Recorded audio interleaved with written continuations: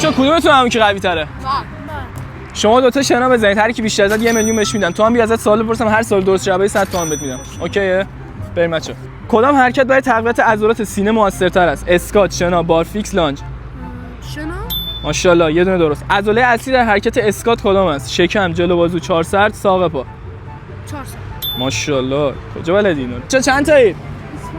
ماشاءالله. برای افزایش استقامت عضلانی کدام عامل موثرتره؟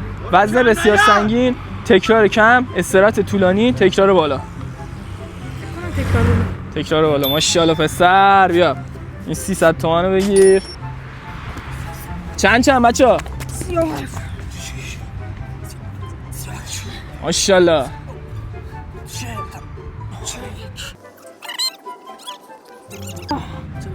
شیره.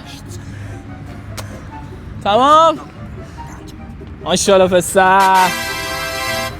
بیا داداش 1 میلیون هم برای تو. فالو کن.